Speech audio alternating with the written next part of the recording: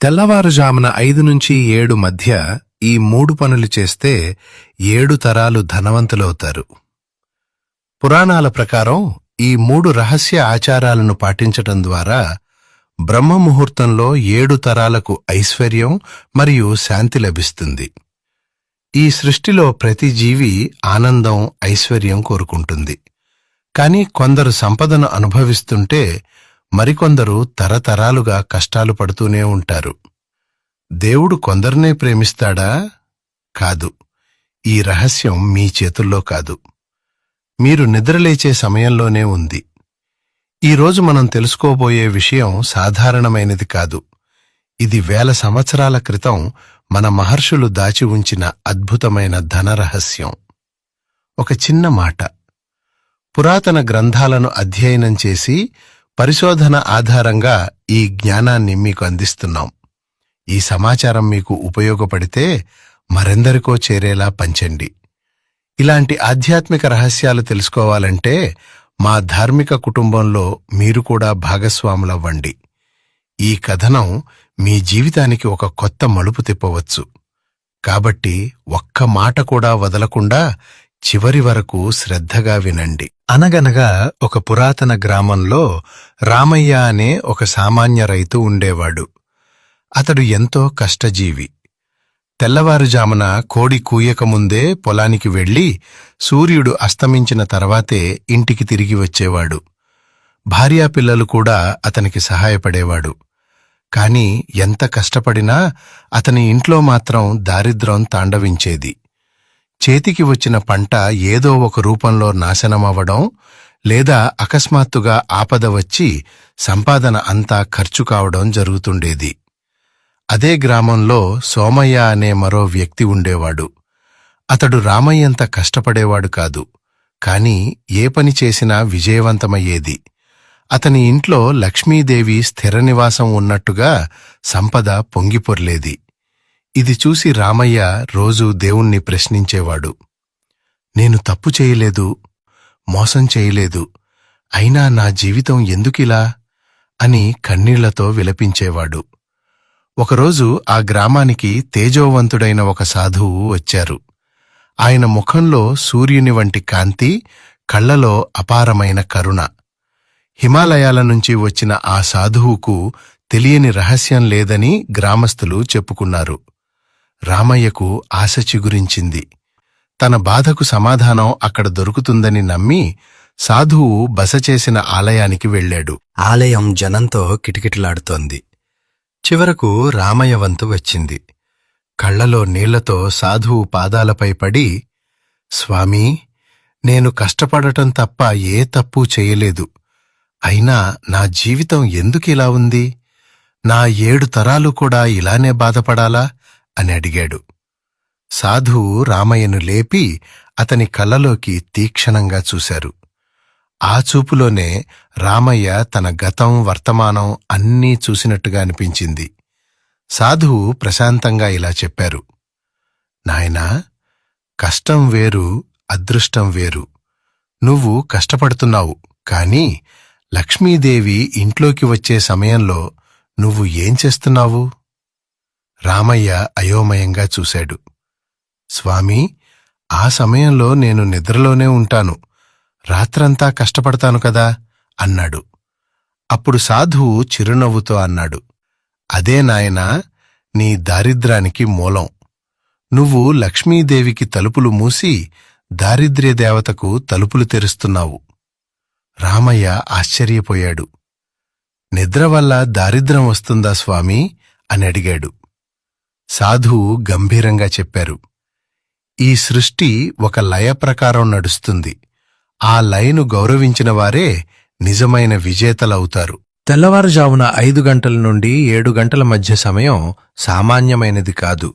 దీనిని అమృత ఘడియలు అంటారు అని సాధువు చెప్పారు.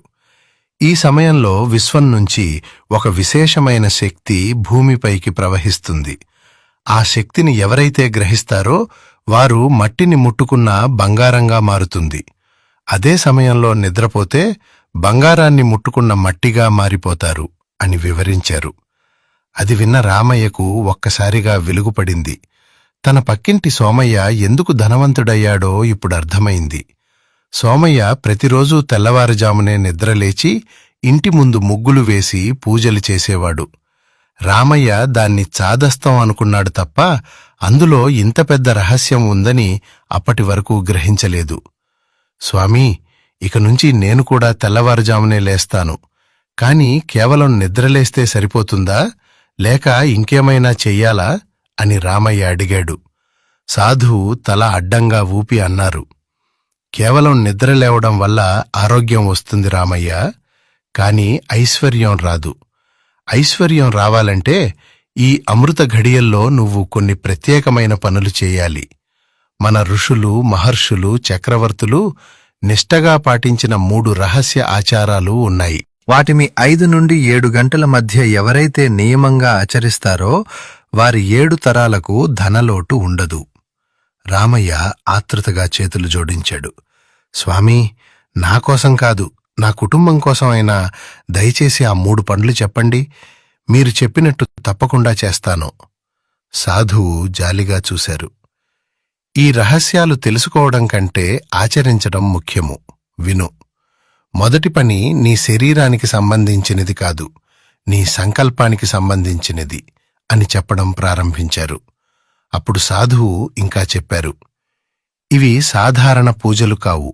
ఇవి నీ మనస్సును, నీ ఆలోచనలను విశ్వశక్తితో అనుసంధానించే ప్రక్రియలు. ఇందులో ఒక్క అడుగు లోపించినా ఫలితం ఉండదు. కాబట్టి శ్రద్ధగా వినాలి. ముందుగా 5 నుండి 7 గంటల మధ్యనే ఎందుకు చేయాలి అనేది అర్థం చేసుకో అని సాధువు చెప్పారు. రాత్రిపూట శరీరం, మనస్సు విశ్రాంతి తీసుకుంటాయి. తెల్లవారుజామున ప్రకృతిలో సత్వగుణం అధికంగా ఉంటుంది. గాలిలో స్వచ్ఛత, వాతావరణంలో నిశ్శబ్దం, మనసులో ప్రశాంతత ఉంటాయి. ఆ సమయంలో మన మెదడు అత్యంత చురుకుగా ఉంటుంది. మనం ఏది గట్టిగా కోరుకుంటామో అది 1000 రెట్లు వేగంగా ఫలిస్తుంది. దీనినే మన పెద్దలు బ్రహ్మ ముహూర్త ఫలితం అన్నారు. కాని కాలక్రమేణా మనం ఈ అలవాటును మర్చిపోయాం. అర్ధరాత్రి వరకు మేలుకుని సూర్యుడు నడినెత్తికి వచ్చిన తర్వాత నిద్రలేస్తున్నాం. అందుకే అనారోగ్యాలు, ఆర్థిక ఇబ్బందులు, మనశ్శాంతి లోపం వెంటాడుతున్నాయి. చివరగా సాధువు అన్నారు, రామయ్య, లక్ష్మీదేవి చంచలమైనది. కాని ఆమెను నిలిపే శక్తి ఈ తెల్లవారుజామున సమయానికే ఉంది. గమనించావా? పక్షులు, జంతువులు సూర్యోదయానికి ముందే నిద్రలేస్తాయి. అవి ఎప్పుడూ ఆహారం కోసం, ఆరోగ్యం కోసం బాధపడవు. ప్రకృతికి విరుద్ధంగా జీవించేది మనిషే. అది విని రామయ్య నమ్రంగా అన్నాడు, నిజమే స్వామి, నా ఎద్దులు కూడా నాకంటే ముందే లేచి సిద్ధంగా ఉంటాయి. నేనే వాటిని ఆలస్యంగా పొలానికి తీసుకువెళ్తాను. సాధువు నవ్వుతూ అన్నాడు, అవును రామయ్య, జంతువులకు ఉన్న ప్రకృతి స్పృహ మనిషికి ఇప్పుడు లేకుండా పోయింది. సరే, ఇక అసలు విషయానికి వద్దాం. 7 తరాలు ధనవంతులుగా ఉండాలంటే చేయవలసిన మొదటి పనిని ఇప్పుడు చెబుతాను. శ్రద్ధగా విను. అక్కడున్న భక్తులందరూ ఊపిరి బిగబట్టి వింటున్నారు. ఆలయమంతా నిశ్శబ్దంగా మారిపోయింది. సాధువు తన కమండలం నుంచి కొద్దిగా నీరు తీసి రామయ్య మీద చల్లారు. ఆ నీరు రామయ్యలో కొత్త ఉత్సాహాన్ని నింపింది. గొంతు సవరించుకుని గంభీరంగా సాధువు అన్నారు, రామయ్య, మనిషి నిద్రలేచిన వెంటనే చేసే మొదటి పని అతని ఆ రోజటి తలరాతను నిర్ణయిస్తుంది.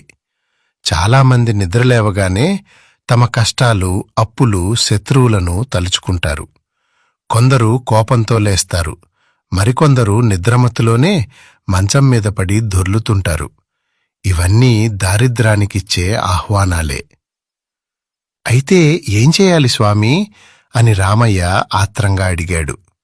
సాధువు నెమ్మదిగా అన్నారు, నువ్వు కళ్ళు తెరిచిన వెంటనే ఇంకా మంచం మీద నుంచే చేయవలసిన ఒక అద్భుతమైన క్రియ ఉంది. దానినే కరదర్శనం మరియు భూమాత వందనం అంటారు. ఇది కేవలం చేతులు చూసుకోవడం మాత్రమే కాదు, దీని వెనుక గొప్ప ఐశ్వర్య రహస్యం దాగి ఉంది. అంతలో ఆకాశంలో మేఘాలు కమ్ముకున్నాయి. ఆలయ గంటలు వాటంతట అవే మోగడం మొదలయ్యాయి. సాధువు ఆకాశం వైపు చూసి అన్నారు, సమయం ఆసన్నమైంది. ఈ రహస్యాన్ని బహిర్గతం చేయటానికి ప్రకృతే సిద్ధమైంది. కాని రామయ్య, ఈ క్రియను ఎలా పడితే అలా చెయ్యకూడదు. దీనికి ఒక పద్ధతి, ఒక మంత్రం, ఒక భావన అవసరం. అవి లేకపోతే ఫలితం శూన్యం. రామయ్య కళ్లలో నీళ్లు తిరిగాయి. స్వామీ, నా జీవితం ఎలా ఉన్నా పర్వాలేదు. నా పిల్లల భవిష్యత్తు అయినా బాగుండాలి. దయచేసి ఆ పద్ధతి, ఆ మంత్రం చెప్పండి అని వేడుకున్నాడు. సాధువు రామయ్య భుజం తట్టి అన్నారు, భయపడకు, చెబుతాను. కానీ ఒక విషయం గుర్తుంచుకో, ఇది విన్న తర్వాత ఒక్కరోజు కూడా మర్చిపోకూడదు. లేదంటే మళ్లీ దారిద్ర్యం నీ తలుపు తడుతుంది. సిద్ధమేనా? సిద్ధమే స్వామి అని రామయ్య గట్టిగా చెప్పాడు. సాధువు అన్నారు, రేపు తెల్లవారుజామున సరిగ్గా సూర్యోదయానికి ముందు నిద్రలేచిన వెంటనే నీ 2 అరచేతులను ముఖానికి ఎదురుగా పెట్టుకుని నేను చెప్పబోయే మంత్రాన్ని ఉచ్చరించాలి. ఆ మాటలలోనే సకల ఐశ్వర్యాలు దాగున్నాయి. ఆ క్షణం ఆలయం మొత్తం ఒక దైవిక నిశ్శబ్దంతో నిండిపోయింది. సాధువు నెమ్మదిగా స్పష్టమైన స్వరంతో ఉచ్చరించారు, కరాగ్రే వసతే లక్ష్మీ, కరమధ్యే సరస్వతి, కరమూలే స్థితా గౌరీ, ప్రభాతే కరదర్శనం. ఆ శ్లోకం వినిపించగానే గాలిలో ఒక తెలియని ప్రకంపన మొదలైనట్లు అనిపించింది. రామయ్య గుండెల్లో ఆ మాటలు నేరుగా నాటుకుపోయాయి. కాని అతడు అమాయకంగా అడిగాడు, స్వామీ, వినడానికి చాలా బాగుంది. కాని చదువులేనివాడిని. దీని అర్థం ఏమిటి? కేవలం ఈ మాటలు పలికితే సరిపోతుందా? దీని వెనుక ఉన్న అసలు మర్మం ఏమిటి అని అడిగాడు. సాధువు చిరునవ్వు నవ్వుతూ అన్నారు, అర్థం తెలియకుండా చేసే పని ఆత్మలేని శరీరం లాంటిది రామయ్య. దీని అర్థం తెలిసిన రోజున నువ్వు ఎంత భక్తితో చేస్తావో నీకే అర్థమవుతుంది. మన అదృష్టం మన చేతుల్లోనే ఉందని పెద్దలు ఊరికే అనలేదు. నీ అరచేతిని గమనించు. నీ వేలి కొనలలో సంపదకు అధిదేవత అయిన లక్ష్మీదేవి నివసిస్తుంది. మనం చేసే ప్రతి పని వేలి కొనలతోనే మొదలవుతుంది. ఆ పని ద్వారానే ధనం వస్తుంది. అందుకే ఉదయం లేచిన వెంటనే వేలి కొనలను చూసి, ఈరోజు నేను చేసే పనుల ద్వారా నాకు ధనప్రాప్తి కలగాలని లక్ష్మీదేవిని ప్రార్థించాలి. సాధువు ఇంకాస్త ముందుకు వంగి రామయ్య కళ్లలోకి చూస్తూ అన్నారు, కేవలం డబ్బు ఉంటే సరిపోదు. దాన్ని ఎలా కాపాడుకోవాలో, ఎలా ఖర్చు పెట్టాలో తెలివి కావాలి. అందుకే నీ అరచేతి మధ్య భాగంలో చదువుల తల్లి సరస్వతీదేవి ఉంటుంది. ఆ భాగాన్ని చూస్తూ, అమ్మా సరస్వతి, నాకు మంచి ఆలోచనలు, వివేకం ప్రసాదించు అని కోరుకోవాలి. ధ్యానం లేని ధనం ఎక్కువ కాలం నిలవదు. ఇక నీ మణికట్టు దగ్గర, అంటే అరచేతి కింది భాగంలో గౌరీదేవి లేదా గోవిందుడు నివసిస్తారు. ధనం, జ్ఞానం ఉన్నా భగవంతుని అనుగ్రహం లేకపోతే అవన్నీ వ్యర్థమే. అందుకే అరచేతిని దర్శించుకోవటం అంటే ధనం, జ్ఞానం, దేవుడిని ఒకేసారి దర్శించుకోవటమే. ఎవరైతే ఉదయం లేచిన వెంటనే వీరిని స్మరిస్తారో వారికి ఆ రోజు అపజయం ఉండదు. రామయ్యకు విషయం పూర్తిగా అర్థమైంది. స్వామీ, అద్భుతం! నా చేతిలో ఇంత రహస్యం దాగి ఉందని తెలీదు. మరి ఈ శ్లోకం చదివాక వెంటనే మంచం దిగవచ్చా అని అడిగాడు. సాధువు గంభీరంగా అన్నారు, అదే చాలామంది చేసే తప్పు. శ్లోకం చదివిన వెంటనే కిందకు దిగకూడదు. నీ 2 అరచేతులను ఒకదానితో ఒకటి రుద్దాలి. అలా రుద్దితే శరీరంలోని ప్రాణశక్తి జాగృతమవుతుంది. ఆ వేడిని కళ్లకు, ముఖానికి అద్దుకోవాలి. అప్పుడు నాడులు, మెదడు చురుకుగా మారి ముఖంలో తేజస్సు వస్తుంది. ఆ తర్వాతే పూర్తిగా లేవాలి. కాని ఇక్కడితో మొదటి పని పూర్తి కాదు. చాలామంది ఇక్కడే మరో పెద్ద తప్పు చేస్తారు. భూమాతను మర్చిపోతారు. రామయ్య ఆశ్చర్యంగా అడిగాడు, భూమాతని ఎందుకు స్వామీ?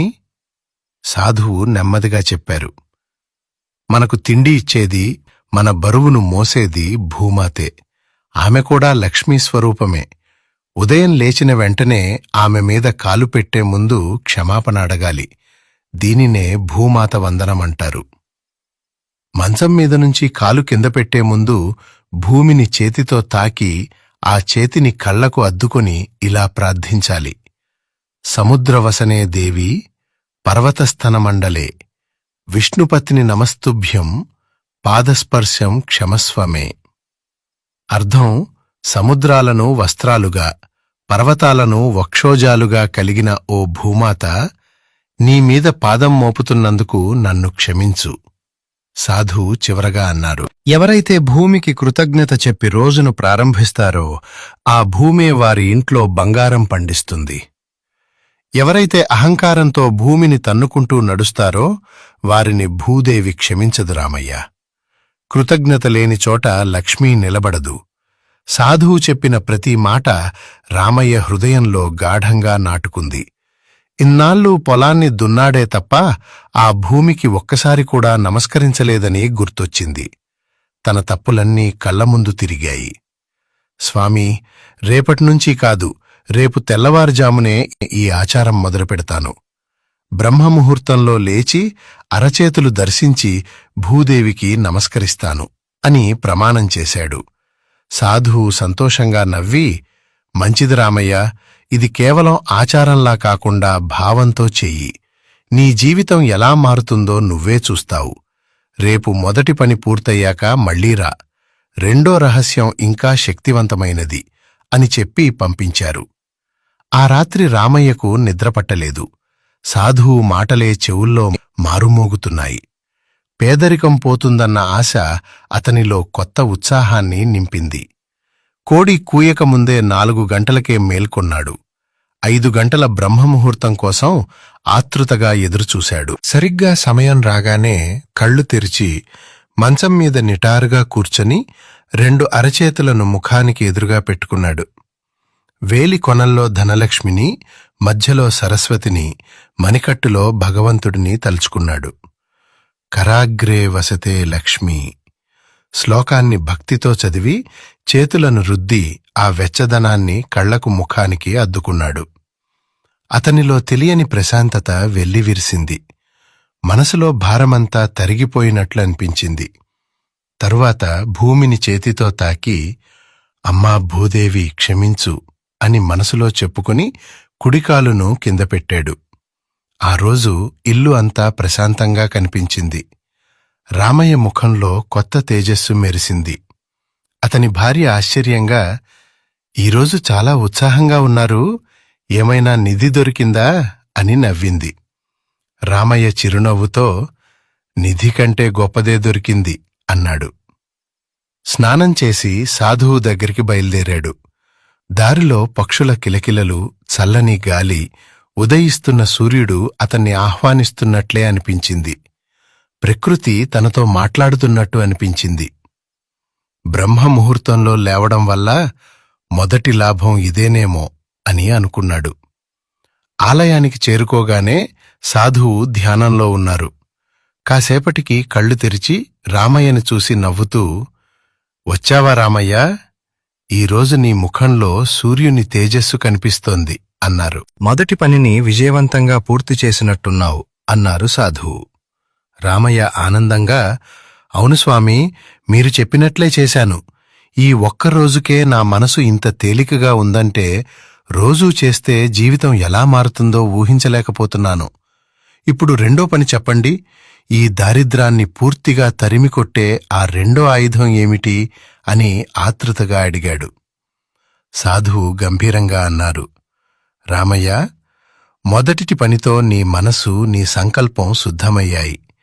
కాని శరీరం లోపల ఇంకా పాత మలినాలు, ప్రతికూల శక్తులు దాగి ఉంటాయి. శరీరం శుభ్రంగా లేకపోతే బయట ఎంత పూజ చేసినా ఫలితం ఉండదు. అందుకే రెండో పని నీరుతో సంబంధించింది. దీనిని ఉషాపానం అంటారు. ఇది మామూలు నీళ్లు తాగడం కాదు. సరైన సమయంలో, సరైన విధానంలో, సరైన పాత్రలో నీరు తాగితే అది అమృతంలా మారుతుంది.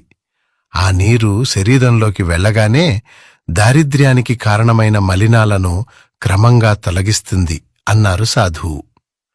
నీరు పంచభూతాలలో ఒకటి. నీటికి జ్ఞాపక శక్తి ఉంటుంది. మనం ఏ భావంతో నీరు తాగుతామో ఆ భావమే రక్తంలో కలుస్తుంది. తెల్లవారుజామున 5 నుంచి 7 గంటల మధ్య జీర్ణ వ్యవస్థ ప్రత్యేక స్థితిలో ఉంటుంది. ఆ సమయంలో తాగిన నీరు శరీరాన్ని లోపలి నుంచి శుద్ధి చేస్తుంది. రామయ్య ఆశ్చర్యపోయాడు.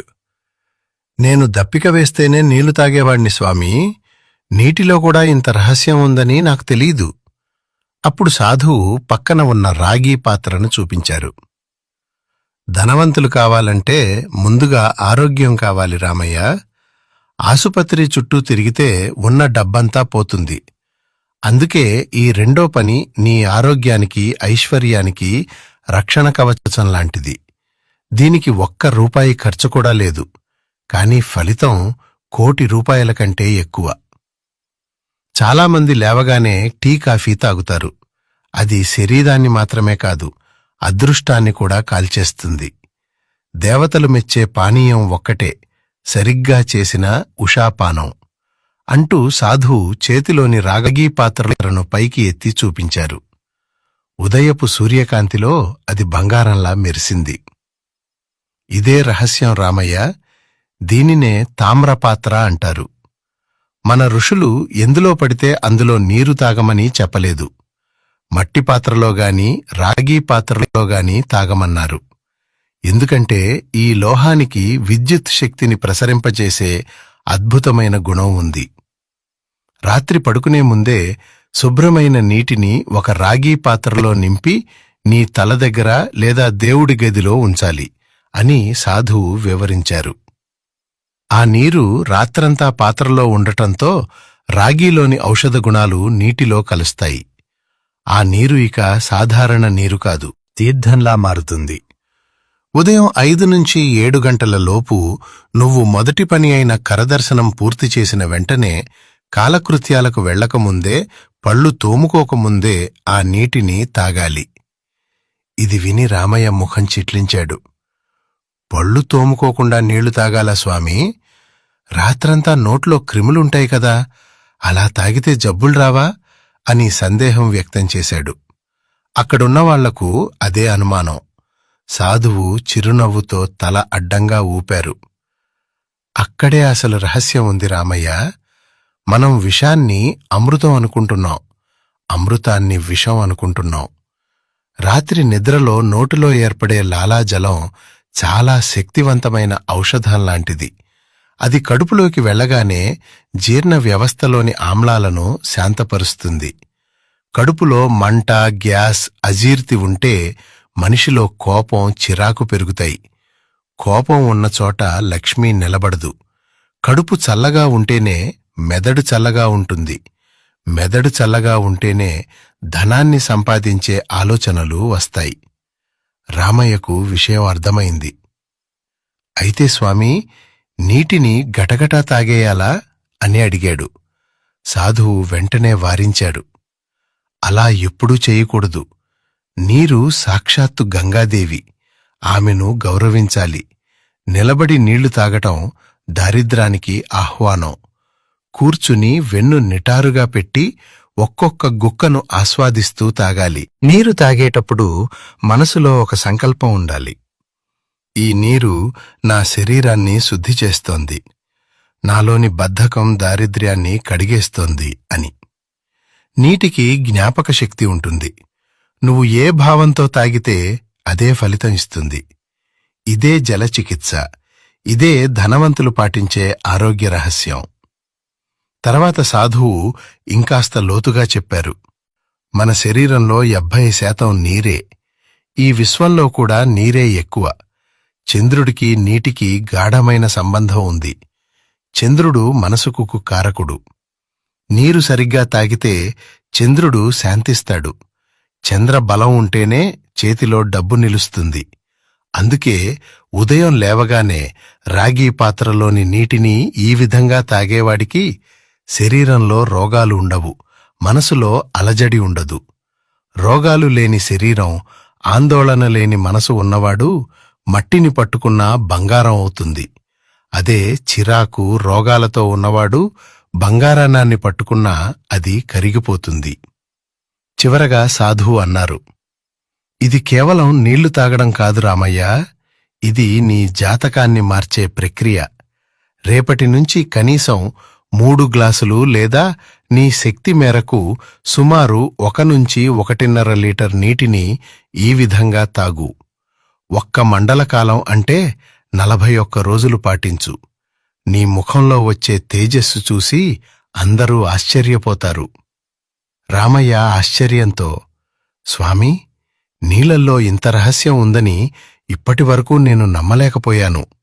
ఇన్నాళ్ళు మందులకే డబ్బంతా ఖర్చు చేశాను అని నిస్పృహగా అన్నాడు. ఈ చిన్న చిట్కా తెలియక నేనింత నష్టపోయానా అని రామయ్య ఉత్సాహంగా అన్నాడు. రేపటి నుండే రాగి పాత్ర కొనుగోలు చేస్తాను. లేదంటే నా దగ్గర ఉన్న పాత రాగబిందెను శుభ్రం చేసి వాడతాను. సాధువు చిరునవ్వుతో శుభం అన్నాడు. కాని ఒక విషయం గుర్తుంచుకో రామయ్య, రాగి పాత్రను ఎప్పుడూ నేలమీద పెట్టకూడదు. చెక్కపీట మీదగాని శుభ్రమైన వస్త్రం మీదగాని ఉంచాలి. నేలమీద పెట్టితే అందులోని శక్తి భూమిలోకి వెళ్ళిపోతుంది. ప్రతి చిన్న విషయాన్ని శ్రద్ధగా పాటించినప్పుడే ఫలితం ఉంటుంది అని హెచ్చరించారు. రామయ్య తల ఊపుతూ ఆ మాటలను మనసులో గట్టిగా ముద్రించుకున్నాడు. ఇప్పుడు అతనికి 2 అద్భుతమైన ఆయుధాలు దొరికాయి. ఒకటి కరదర్శనం ద్వారా సంకల్పబలం, రెండవది ఉషాపానం ద్వారా శరీరశుద్ధి. అతని ముఖంలో కొత్త ఆత్మవిశ్వాసం కనిపించింది. స్వామీ, ఇప్పుడు 3వ పని చెప్పండి. ఈ 2 నాలో శక్తిని నింపాయి. మరి 3వది చేస్తే నా దారిద్ర్యం పూర్తిగా పోతుందా అని అడిగాడు. అప్పుడే సాధువు ముఖం ఒక్కసారిగా గంభీరంగా మారింది. రామయ్య, మొదటి 2 పనులు నువ్వు నీకోసం చేసుకునేవి. అవి సులభమైనవే. కాని 3వ పని సామాన్యమైనది కాదు. చాలామంది ఇక్కడే విఫలమవుతారు. రామయ్య భయపడ్డాడు. అంత కష్టమా స్వామీ? కొండలెక్కాలా, ఉపవాసాలు ఉండాలా అని అడిగాడు. సాధువు తల అడ్డంగా ఊపారు. ఇది శారీరక కష్టం కాదు రామయ్య, ఇది మానసిక పరీక్ష. తెల్లవారుజామున 5 నుంచి 7 గంటల మధ్య ఈ పని చేస్తే దారిద్ర్యం నీ ఇంటి దరిదాపుల్లోకి కూడా రాదు. కానీ దీనికి ఓర్పు కావాలి. బద్ధకాన్ని పూర్తిగా వదిలేయాలి. ఈ పని పంచభూతాలతో, పరమాత్ముడితో నేరుగా అనుసంధానించే మార్గం. ఇది ఇంటి వాతావరణాన్ని మార్చేస్తుంది. ప్రతికూలస శక్తులు, ఈర్ష్య, అసూయ అన్నింటినీ తరిమికొడుతుంది. ఈ పని చేయని ఇంట్లో లక్ష్మీదేవి నిలవదు. అక్కడ ఎంత డబ్బు వచ్చినా నీళ్లలా ఖర్చయిపోతుంది. రామయ్య చేతులు జోడించాడు. స్వామీ, నన్ను భయపెట్టకండి. ఆ పని ఏదో చెప్పండి. నా ప్రాణం పోయినా సరే ఆచరిస్తాను. నా పిల్లల భవిష్యత్తు కోసం నేను దేనికైనా సిద్ధం అని వేడుకున్నాడు. సాధువు సంతృప్తిగా చూశారు. విను రామయ్య, ఆ 3వ పని దీపారాధన మరియు దైవనామస్మరణ. కాని ఇది అందరూ చేసే సాధారణ దీపారాధన కాదు. చాలామంది గబగబా దీపం వెలిగించి ఉద్యోగాలకు పరిగెడతారు. అది వ్యాపారం, భక్తి కాదు. ధనవంతులు అయ్యేవారు చేసే దీపారాధన పద్ధతి వేరే. ఆ దీపంలో వాడే నూనె, వత్తి, పెట్టే దిశ అన్నీ ముఖ్యం. ముఖ్యంగా సూర్యుడు ఉదయించకముందే, అంటే 5 నుంచి 7 గంటల మధ్య నీ ఇంట్లో దీపం వెలగాలి. సూర్యుడు వచ్చిన తర్వాత పెట్టిన దీపం కేవలం వెలుగు ఇస్తుంది. కాని సూర్యుడికి ముందే వెలిగించిన దీపం ఐశ్వర్యాన్ని ప్రసాదిస్తుంది. ఎందుకంటే ఆ సమయం దేవతలు భూమిపై సంచరించే కాలం. ఏ ఇంటి నుండి దీపకాంతి, భక్తి పరిమళం వస్తుందో ఆ ఇంటివైపే దేవతలు ఆకర్షితులవుతారు. సాధువు క్షణం ఆగి మళ్లీ చెప్పారు. కేవలం దీపం పెట్టడం సరిపోదు రామయ్య. ఆ దీపం ముందు కూర్చుని నువ్వు చేయవలసిన ఒక చిన్న క్రియ ఉంది. అదే నీ తలరాతను మార్చేది. పెద్ద మంత్రాలు అవసరం లేదు. కొన్ని ప్రత్యేకమైన పదాలు మాత్రమే.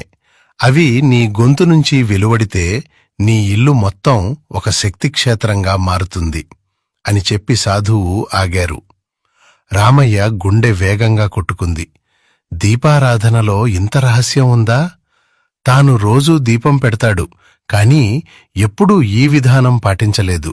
అందుకేనా తన పూజలు ఫలించలేదని అతనికి ఒక్కసారిగా అర్థమైంది. స్వామి, మీరు చెప్పబోయే ఆ ప్రత్యేకమైన దీపారాధన పద్ధతి ఏమిటి? ఏ నూనె వాడాలి? ఏ దిశలో పెట్టాలి?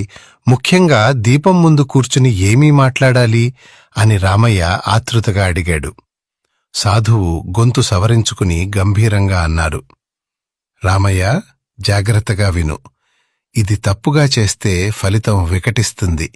ఈ 3వ పనిలో 3 భాగాలు ఉన్నాయి: దీపం, స్థానం, శబ్దం. ఈ మూడింటిని సరైన సమన్వయంతో చేయాలి. ముందుగా దీపం గురించి చెప్పుతూ సాధువు అన్నారు. దీపం అంటే కేవలం వెలుగు కాదు, అది పరబ్రహ్మ స్వరూపం. చాలామంది చౌకగా దొరుకుతుందని ఏ నూనె పడితే అది వాడతారు. అది మహాపాపం. లక్ష్మీదేవిని ఆహ్వానించాలంటే ఆవు నెయ్యి కన్నా గొప్పది లేదు. ఆ నెయ్యి వెలిగితే వచ్చే సువాసన దేవతాశక్తులను ఆకర్షిస్తుంది. ఒకవేళ ఆవు నెయ్యి స్తోమత లేకపోతే నువ్వుల నూనె వాడాలి. అది శనిదోషాలను, ఇంట్లోని పీడలను తొలగిస్తుంది. కాని పొరపాటున కూడా గేదె నెయ్యి లేదా వేరుశనగ నూనె వాడకూడదు. అవి దారిద్ర్యాన్ని పెంచుతాయి. ఇక వత్తుల విషయానికి వస్తే ఒకే వత్తి అరిష్టం. 2 వత్తులను కలిపి ఒకటిగా చేసి వెలిగించాలి. అది భార్యాభర్తల అన్యోన్యం, జీవాత్మ పరమాత్మల ఏకత్వానికి సంకేతం. రామయ్య ప్రతి మాటను మనసులో గట్టిగా నోటు చేసుకుంటున్నాడు. మరి దిక్కు సంగతి స్వామీ, ఎటుపెట్టినా వెలిగే కదా అని అడిగాడు. సాధువు కఠినంగా చూశారు. దిక్కులేని దీపం దిక్కులేని జీవితానికి దారితీస్తుంది. తూర్పు దిక్కు జ్ఞానం, ఆరోగ్యాన్ని ఇస్తుంది. ఉత్తర దిక్కు ధనం, ఐశ్వర్యాన్ని ఇస్తుంది. నువ్వు ఐశ్వర్యం కోరుకుంటున్నావు కాబట్టి దీపముఖం ఉత్తరం లేదా తూర్పు వైపు ఉండాలి. దక్షిణం వైపు ఎప్పుడూ పెట్టకూడదు. అది యముడి దిక్కు. తరువాత 3వది అత్యంత ముఖ్యమైనది, శబ్దం. దీపం వెలిగించిన తర్వాత చాపమీద లేదా పద్మాసనంలో కూర్చుని వెన్నెముక నిటారుగా పెట్టాలి. కళ్ళు మూసుకుని శ్వాసను గమనిస్తూ ఓం నమో నారాయణాయ లేదా గోవింద అనే నామాన్ని జపించాలి. కాని ఇది మనసులో కాదు, చిన్న శబ్దంతో గొంతులోంచి రావాలి. ఎందుకంటే మన ఇంటి గోడలలో గతంలో జరిగిన గొడవలు, ఏడుపులు, నెగటివ్ మాటల శబ్దాలు దాగి ఉంటాయి. ఈ నామస్మరణ వాటిని చెరిపేస్తుంది. ఇల్లు దేవాలయంలా మారుతుంది. గోవిందనామం వినిపించే చోటికి లక్ష్మీదేవి పరుగెత్తుకుంటూ వస్తుంది. కనీసం 10 నిమిషాలు ఇలా చెయ్యాలి. రామయ్య ఆనందంగా, స్వామీ, ఇది చాలా సులభంగా ఉంది. ఉదయాన్నే లేచి చేతులు చూసుకుని నీళ్లు తాగి దీపం పెట్టి గోవిందనామం చెప్పటం, ఇంతేగదా? దీనివల్ల నా కష్టాలు పోతాయా అని అడిగాడు. అప్పుడే సాధువు ముఖంలో విషాదఛాయ వచ్చింది. రామయ్య, వినడానికి ఇది సులభంగా అనిపిస్తుంది, కాని అసలైన పరీక్ష ఇక్కడే మొదలవుతుంది. మొదటి 2-3 రోజులు చాలాలా ఉత్సాహంగా ఉంటుంది. ఆ తర్వాతే మాయ పనిచేస్తుంది. 4వ రోజు లేవబుద్ధి కాదు, లేదంటే ఇంట్లో గొడవ, లేదంటే నెయ్యిపోవడం. ఏదో ఒక ఆటంకం వచ్చి నీ నియమాన్ని చెడగొట్టే ప్రయత్నం చేస్తుంది. ఈరోజు వదిలేద్దాం, రేపు చూద్దాం అనే ఆలోచన వచ్చిందా, అదేదే పతనం. ఒక్కరోజు ఆగితే మళ్లీ మొదలు పెట్టలేవు. ఆటంకాలను లెక్క చేయకుండా 41 రోజులు మొండిగా ఆచరించినవాడే విజేత. నువ్వు ఆ స్థైర్యం చూపగలవా అని ప్రశ్నించారు. రామయ్య మౌనంగా ఆలోచనలో పడ్డాడు. తన పాత అలవాట్లు, మధ్యలో వదిలేసిన ప్రయత్నాలు అన్నీ అతని కళ్ల ముందు మెదిలాయి. కాని ఈసారి రామయ్యకు తన కుటుంబం గుర్తొచ్చింది. కన్నీళ్లతో ఉన్న భార్య ముఖం, ఆకలితో ఉన్న పిల్లల కళ్ల ముందు నిలిచాయి. స్వామీ, ఈసారి నేను ఓడిపోను. ఎలాంటి కష్టం వచ్చినా సరే ఈ 41 రోజులు ఈ నియమాన్ని వదల్ను. నాకు ఆశీర్వాదమివ్వండి అని సాధువు పాదాలకు నమస్కరించాడు.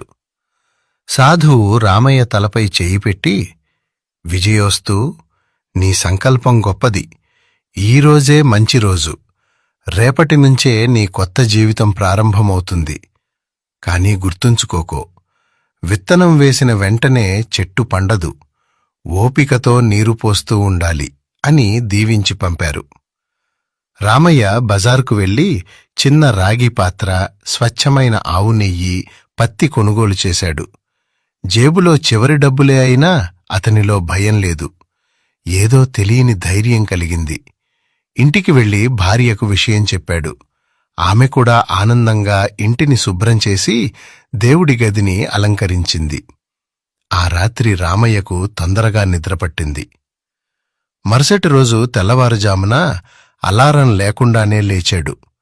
5 గంటలకు అరచేతులు చూసుకుని భూదేవికి క్షమాపణ చెప్పి నీరు తాగి స్నానం చేసి దేవుడి గదిలోకి వెళ్ళాడు. తూర్పు దిశలో దీపం పెట్టి 2 వత్తులతో ఆవు నెయ్యి వెలిగించాడు. గోవిందా నామాన్ని 10 నిమిషాలు జపించాడు. ఆ రోజు అతనికి మనసు ఎంతో ప్రశాంతంగా ఉంది. పనిలో అలసట అనిపించలేదు. ఇలా 3 రోజులు గడిచాయి. ఇంట్లో ప్రశాంతత పెరిగింది. పాత బాకీ డబ్బులు వచ్చాయి. పంట కూడా బాగుంది. రామయ్యకు నమ్మకం పెరిగింది. అది అతనిలో గర్వాన్ని కూడా కలిగించింది. కాని సాధువు హెచ్చరికను మర్చిపోయాడు. 4వ రోజు రాత్రి జాతరకు వెళ్లి ఆలస్యంగా ఇంటికి వచ్చాడు. అలసటతో నిద్రపోయాడు. ఉదయం బ్రహ్మముహూర్తం గడిచిపోయినా లేవలేదు. భార్య లేపినా, ఒక్కరోజు చేయకపోతే ఏమవుతుంది, రేపు చేసుకుంటాను అని మళ్లీ పడుకున్నాడు. అదే క్షణంలో మాయ తన వల విసిరింది. బయట పెద్ద శబ్దం. రామయ్య పరుగుతీసి బయటికి వెళ్లాడు. అక్కడ కనిపించిన దృశ్యం చూసి అతని గుండె దరపడింది. ఇన్నాళ్లు కష్టపడి పండించిన పంట నాశనమైంది. ఒక్కరోజు బద్ధకం ఇంత పెద్ద శిక్షకు కారణమైంది. రామయ్య కళ్లలో నీళ్లు తిరిగాయి. అసలక్కడ ఏం జరిగింది? ఇదే కథలోని అసలు మలుపు. సాధువు చెప్పింది నిజమేనా? దారిద్ర్యదేవత నిజంగానే రామయ్యను పరీక్షిస్తోందా? లేక ఇది కేవలం కాకతాళీయమా?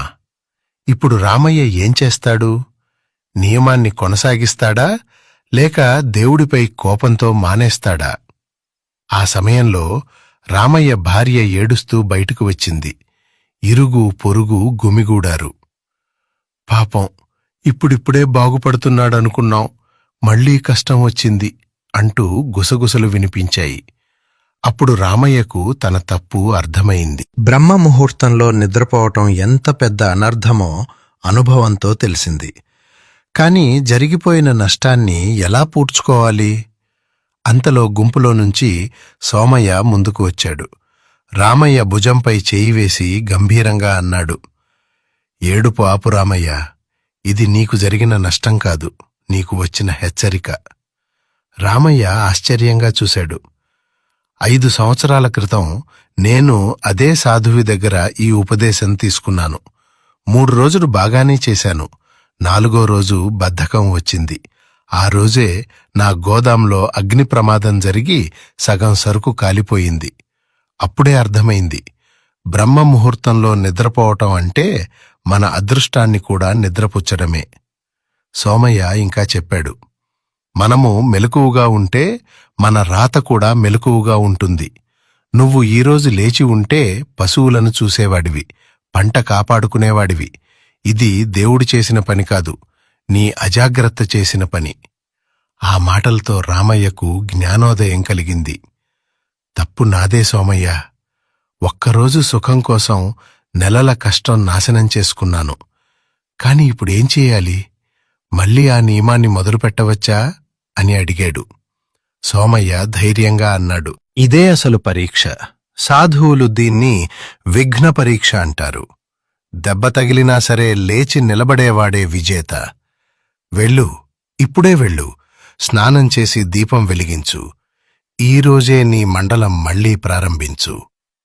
ఆ మాటలతో రామయ్యలో కొత్త శక్తి ప్రవహించింది. జనం ఏమనుకుంటారో పట్టించుకోలేదు. పాడైన పంటవైపు కూడా చూడలేదు. నేరుగా ఇంటికి వెళ్లి స్నానం చేసి దేవుడి గదిలో దీపం వెలిగించాడు. గోవిందా, నన్ను క్షమించు, నా బద్ధకాన్ని ఈ దీపంతో కాల్చేస్తున్నాను అని కన్నీళ్లతో ప్రార్థించాడు. ఈ రోజు నుంచి 41 రోజులు కాదు, నా ప్రాణం ఉన్నంతవరకు ఈ 3 పనులు మానను అని రామయ్య గట్టిగా ప్రతిజ్ఞ చేశాడు. ఆ రోజు అతని కళ్ళలో కనిపించిన తేజస్సు చూసి దారిద్ర్యదేవత కూడా భయపడినట్లే ఉంది. అప్పట్నుంచి రామయ్య దినచర్య పూర్తిగా మారిపోయింది. ఎంత రాత్రి పడుకున్నా అలారం కంటే ముందే మెలకువ వచ్చేది. 5 గంటలలోపే కరదర్శనం, ఉషాపానం, దీపారాధన పూర్తి చేసేవాడు. మొదటి వారం చాలా కష్టంగా అనిపించింది. నిద్ర ముంచుకొచ్చేది, శరీరం నొప్పులు పుట్టేది. కాని సోమయ్య మాటలు, జరిగిన నష్టం అతనికి బద్ధకానికి అవకాశం ఇవ్వలేదు. 2వ వారం వచ్చేసరికి మార్పు స్పష్టంగా కనిపించింది. శరీరంలోని అలసట పోయి ఇనుప కడ్డీలా బలంగా మారాడు. రాగి పాత్ర నీటితో కడుపు శుభ్రమైంది. గ్యాస్, అజీర్ణం మాయమయ్యాయి. మనసు ప్రశాంతమై భార్యాపిల్లలతో ప్రేమగా మాట్లాడటం మొదలుపెట్టాడు. 3వ వారం వచ్చేసరికి అతని ఆలోచనలు పదునెక్కాయి. ఒకరోజు దీపం ముందు గోవిందా అని జపిస్తున్నప్పుడు ఒక ఆలోచన వచ్చింది. ఊర్లో అందరూ వరే వేస్తున్నారు, ధర లేదు. పక్క ఊర్లో కూరగాయలకు డిమాండుంది, నేనెందుకు కూరగాయలు వేయకూడదు? దైవ ప్రేరణో లేక ప్రశాంతమైన మెలకువ ఫలితమో తెలీదు. కాని రామయ్య ఆ ఆలోచనను ఆచరణలో పెట్టాడు.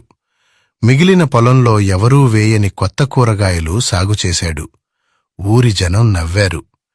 వరి పండించటం చేతకాక ఇప్పుడు కొత్త ప్రయోగాలెందుకు అని ఎగతాళి చేశారు. కాని రామయ్య తన నియమాన్ని వదల్లేదు. సరిగ్గా 40వ రోజుకు పొలాలు బంగారంలా పండాయి. అదే సమయంలో వరి ధరపడిపోయింది. కూరగాయలకు భారీ కొరత వచ్చింది. పట్నం నుంచి వ్యాపారులు నేరుగా రామయ్య పొలానికి వచ్చారు. అతను చెప్పిన ధరకు కొనేశారు. ఒక్క రోజులోనే రామయ్య చేతికి గత 10 ఏళ్లలో చూడనంత డబ్బు వచ్చింది. అతను గర్వపడలేదు.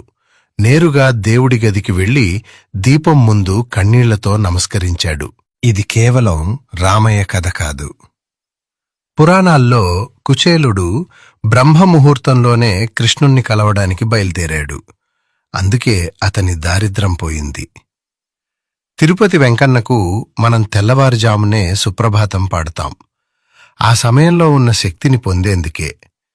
ప్రపంచంలో కోట్లు సంపాదించిన ప్రతి ఒక్కరిలో ఒకే అలవాటుంటుంది, ఉదయం తొందరగా లేవడం.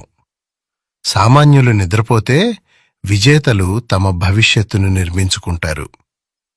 41వ రోజు రామయ్య తన మండల దీక్ష పూర్తి చేశాడు. సాధువు ఉన్న ఆలయానికి వెళ్ళాడు. సాధువు లేరు, కాని ఒక లేఖ వదిలి వెళ్లారు. ఆ లేఖలో ఇలా ఉంది: రామయ్య, ఇప్పుడు నీ ముఖంలో రైతు కళ కాదు, రాజు తేజస్సు కనిపిస్తోంది. నువ్వు దారిద్ర్యాన్ని జయించావు. కాని గుర్తుంచుకో, డబ్బు సంపాదించటం కంటే దాన్ని నిలబెట్టుకోవడం కష్టం. లక్ష్మీదేవి చంచలమైనది. ఆమెను నీ ఇంట్లో స్థిరంగా ఉంచాలంటే ఇంకొక చివరి పని చేయాలి. ఇప్పటివరకు నువ్వు నిన్ను మార్చుకున్నావు, ఇకపై సమాజాన్ని మార్చే పని చేయాలి. దీనినే గుప్తదానం, ధర్మ పెట్టుబడి అంటారు. ఆ చివరి మాటలు రామయ్యను ఆలోచనలో పడేశాయి. ఇంకా ప్రయాణం ముగియలేదా అని అతను లోలోపల ఆలోచించాడు. రామయ్యకు ఉత్కంఠ పెరిగింది. ఇన్నాళ్ళూ కష్టపడి సంపాదించిందే తక్కువ, అందులో దానం చేయాలా? అది కూడా గుప్తంగా? అసలు సాధువు చెప్పిన ఆ చివరి రహస్యం ఏమిటి? తాళపత్ర గ్రంథం చేతిలో వణికింది. అందులోని మాటలు చదివాక రామయ్య కళ్లలో నీళ్లు ఆగలేదు. ఎందుకంటే అది సంపదను పెంచే రహస్యం కాదు, సంపదను పవిత్రం చేసే రహస్యం. ఆ గ్రంథంలో ఇలా రాసి ఉంది: నాయనా రామయ్య, నీరు ప్రవహిస్తేనే స్వచ్ఛంగా ఉంటుంది, నిలిచిపోతే మురుగుగా మారుతుంది. ధనం కూడా అంతే. కేవలం సంపాదించి దాచుకుంటే ఒకరోజు అదే నీ నాశనానికి కారణమవుతుంది. నీ సంపద నీకు రక్షగా ఉండాలంటే అందులో కొంత భాగాన్ని సమాజానికి తిరిగి ఇవ్వాలి. అందులో దశమ భాగ ధర్మం గురించి వివరించారు. అంటే మనం సంపాదించిన దానిలో 10వ వంతు మనది కాదు అని భావించాలి. కాని అది గుడుల హుండీలో వేయడం కాదు. ఆకలితో ఉన్న ప్రాణాలకు, చదువులేని పిల్లలకు, వైద్యం అందని బాధితులకు గుప్తంగా సహాయం చేయాలి. ఎవరికి సహాయం చేశామో వారికి కూడా తెలియకూడదు. కుడిచేతి దానం ఎడమచేతికి కూడా తెలియకూడదు. ఇలా చేసేవారి సంపదకు దృష్టిదోషం తగలదు. వారి ఇంటిపై లక్ష్మీదేవి కవచంలా నిలుస్తుంది. ఆ క్షణమే రామయ్య నిర్ణయం తీసుకున్నాడు. తన పంట లాభంలో 10వ వంతు వేరు చేశాడు. ఆ డబ్బుతో ఊరి చివర పశువులకు నీటిబావి తవ్వించాడు. కాని ఆ పని చేసింది తానేనని ఎవరికీ తెలియనివ్వలేదు. అనాథలకు అన్నదానం చేశాడు. పేరు, ప్రచారం రెండింటికీ దూరంగా నిలిచాడు. విచిత్రమేంటి అంటే అతను ఎంత దానం చేస్తే అతని సంపద అంతకంతకూ పెరిగింది. జనం అసూయ మానేసి గౌరవించడం మొదలుపెట్టారు. అతని ముఖంలో డబ్బు గర్వం లేదు. ఒక తెలియని ప్రశాంతత, దైవత్వం కనిపించేది. సంవత్సరాలు గడిచాయి. రామయ్య ఈ నియమాలను ఒక్కరోజు కూడా విడిచిపెట్టలేదు. బ్రహ్మముహూర్తంలో లేవడం, కరదర్శనం, ఉషాపానం, దీపారాధన, నామస్మరణ మరియు గుప్తదానం. పిల్లలు పెద్దవారయ్యారు. రామయ్య వారికి పొలాలు, ఇళ్ళు పంచలేదు. కేవలం ఈ అలవాట్లనే వారసత్వంగా ఇచ్చాడు.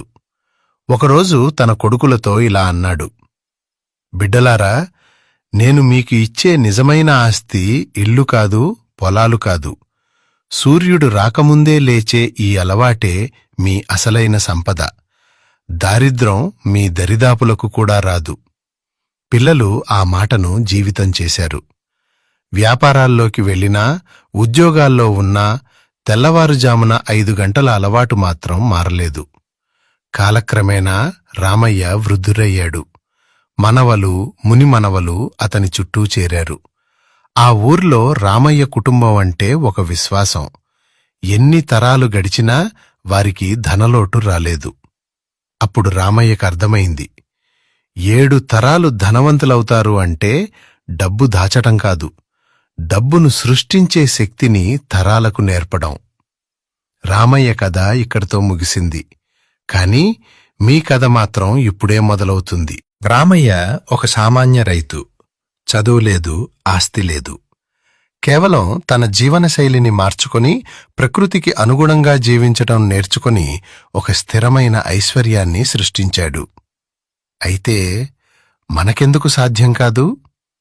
ఈ కథను వింటున్న మీలో చాలామంది ఏదో ఒక ఆర్థిక సమస్యతో, అప్పులతో లేదా అనారోగ్యంతో బాధపడుతూ ఉండొచ్చు. పరిష్కారం కోసం ఎక్కడెక్కడో వెతుకుతున్నారేమో. కాని నిజమైన పరిష్కారం మీరు నిద్రలేచే సమయానికే సంబంధించినది. ఇప్పుడు మనం చెప్పుకున్న ఆ 3 అద్భుతమైన అలవాట్లను గుర్తు చేసుకుందాం. మొదటిది కరదర్శనం మరియు భూమాత వందనం. ఇది మీ సంకల్పాన్ని బలపరుస్తుంది, విశ్వశక్తితో మిమ్మల్ని అనుసంధానిస్తుంది. రెండవది ఉషాపానం, రాగి పాత్ర నీటిని సేవించడం. ఇది శరీరాన్ని శుద్ధి చేస్తుంది, బద్ధకాన్ని తరిమికొట్టి ఆరోగ్యాన్ని కాపాడుతుంది. మూడవది అత్యంత ముఖ్యమైనది, దీపారాధన మరియు నామస్మరణ. ఇది మీ ఇంటి వాతావరణాన్ని మార్చి దైవానుగ్రహాన్ని, అదృష్టాన్ని ఆకర్షిస్తుంది. ఇవన్నీకి తోడుగా గుప్తదానం చేస్తే మీ సంపదకు రక్షణ కలుగుతుంది. గుర్తుంచుకోండి, ఇది ఒక రోజులో జరిగే మాయ కాదు, ఇది ఒక జీవన విధానం. రేపు ఉదయం అలారం మోగగానే ఇంకో 5 నిమిషాలు అనుకోకండి. ఆ ఒక్క ఆలోచనే మీ జీవితాన్ని ఏ దిశకు తీసుకెళ్లాలో నిర్ణయిస్తుంది. బద్ధకాన్ని జయించి మంచం మీద నుంచి లేచి కూర్చున్నవాడే నిజమైన విజేత. బ్రహ్మముహూర్తంలో లేచిన వ్యక్తికి ఆ రోజు 24 గంటలు కాదు, 26 గంటల శక్తి ఉన్నట్లు అనిపిస్తుంది. ఈరోజే ఒక సంకల్పం తీసుకోండి. వచ్చే 41 రోజులు అంటే ఒక మండల కాలం పాటు ఈ 3 పనులను ఎట్టి పరిస్థితుల్లోనూ విడిచిపెట్టనని ప్రమాణం చెయ్యండి. మధ్యలో ఆటంకాలు వచ్చినా రామయ్యలాగే ధైర్యంగా నిలబడండి. మీ జీవితంలో వచ్చే మార్పులు చూసి మీరే ఆశ్చర్యపోతారు. అప్పులు తగ్గుతాయి, కొత్త అవకాశాలు వస్తాయి, ఇంట్లో ప్రశాంతత నెలకొంటుంది. ఇది ఊహ కాదు, వేల మంది జీవితాల్లో నిరూపితమైన సత్యం. ఈ కథనం మీకు నచ్చిందని ఆశిస్తున్నాను. మా ఉద్దేశం వ్యూస్ సంపాదించడం కాదు, మన సనాతన ధర్మంలోని విలువైన ఆచారాలను మళ్లీ వెలుగులోకి తీసుకురావడమే. ఈ విజ్ఞానం ప్రతి ఇంటికి చేరాలి. ప్రతి తెలుగువాడు ఆరోగ్యంగా ఐశ్వర్యవంతుడుగా జీవించాలి. అప్పుడే మన దేశం మళ్లీ ఒకసారి బంగారు పక్షిగా ఎదుగుతుంది. ఈ వీడియో గనక మీకు నచ్చినట్లయితే ప్లీజ్ లైక్ చేసి మీ ఫ్రెండ్స్కి షేర్ చేయండి. అలాగే మా కొత్త వీడియోస్ మీకు వెంటనే చేరాలంటే మా ఛానల్ని సబ్స్క్రైబ్ చేసుకుని పక్కనే ఉన్నటువంటి బెల్ ఐకాన్ని ప్రెస్ చేయండి. ధన్యవాదములు.